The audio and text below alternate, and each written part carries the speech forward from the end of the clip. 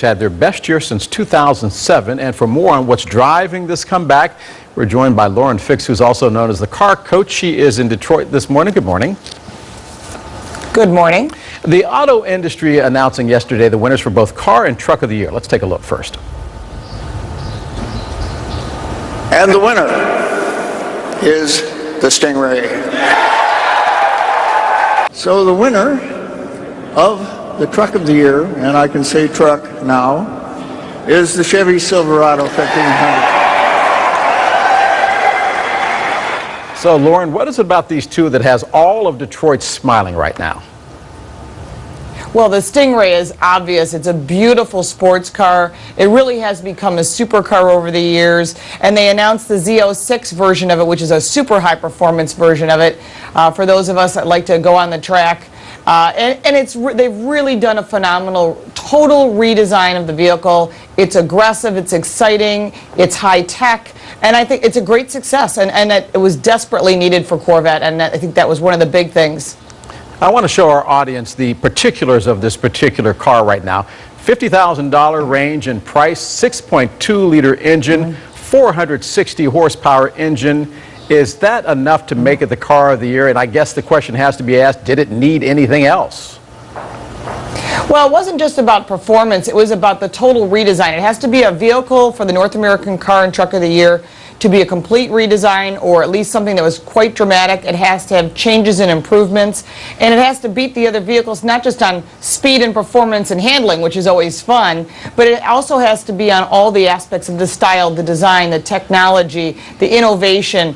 All that is what the new Corvette is about, as well as the Chevy Silverado. They really completely redesigned the truck. You can't compare it to the Ford that was released yesterday because that would be considered a 2015. So it has to be a 2013 or 2014 model. What you're looking at is some really fabulous technology. They've really put high-speed Wi-Fi into the vehicles. There's a lot of connectivity and a lot of mobility, and that's what consumers want. So they're building cars that customers want. They've done a really good job with getting consumer feedback and building the products that really are what we want to buy, and that otherwise they buy other brands, and it's really great to bring them back to the GM brand. And here are the stats on the Chevy Silverado. Costs between $20,000 to $50,000. It ain't cheap. Has an engine size of between 4.3 and 6.2 liters.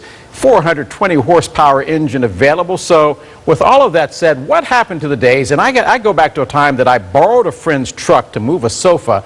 I had to put more padding into that truck to make sure that his cargo bed didn't get ruined. What happened to the days when a truck was just a truck to move and haul stuff? Well, I think people are using their trucks for daily use. And you think about that Chevy Silverado, it can come in regular cab, super cab, crew cab, short bed, long bed, different engines. So you have to decide, do I want, a more fuel efficient engine? Do I need diesel for hauling? So depending upon which combination you have, but no matter which vehicle, consumers don't want those tinny, trucky rides. They want to have a vehicle that has capability of towing, has a bed that you can tie things down, easy ways to step into the vehicle. All of these things are what consumers want. They want sunroofs. They want what's in a car, that technology. That is all what you're seeing now with GM. They want OnStar, so they're including all that into the new Chevy Silverado, and that's why you're seeing such a successful vehicle, is they're building what consumers want. That's a work truck. It's a fun truck to drive every day, and you certainly wouldn't just, leave it in the quarry or something. You're actually going to want to drive it on a regular basis. Let's go back to the business side of Detroit and talk about that. 5 years ago, the big three coming to Washington hat in hand, flying in on their corporate jets the first time, and then coming back via car, they said, the second time. Now, 8% sales increase for Chrysler and GM, 15.5 million cars sold in 2013. Those sales expected to increase to 16.3 million in 2014. 2013, the best performance for the big three since 2007. Are they finally feeling optimistic again in Motown?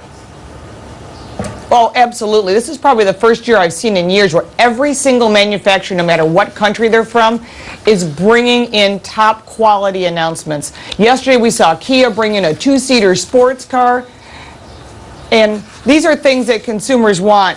That they want a car that's going to meet their needs both for fun and for work, and I think you're seeing all that when it comes to what Detroit is bringing out. I mean, look at the Ford Focus, the Fiesta, the F-Series truck, top rating vehicle for 32 years. Chrysler with a brand new 200. And I tell you, that's impressive. They went with a Fiat subframe and Alfa Romeo underpinnings. You're going to get a great car rather than just, all right, it was reasonably priced. You've got it redesigned, restyled, top quality, and built here in the U.S. That's really important. So a lot of people want to buy those built North American cars again. I think we're going to see a lot of that. From GM, Ford, and Chrysler, nothing but top quality product that consumers want. Lauren Fix, the car coach, joining us from Detroit this morning. Lauren, thank you very much.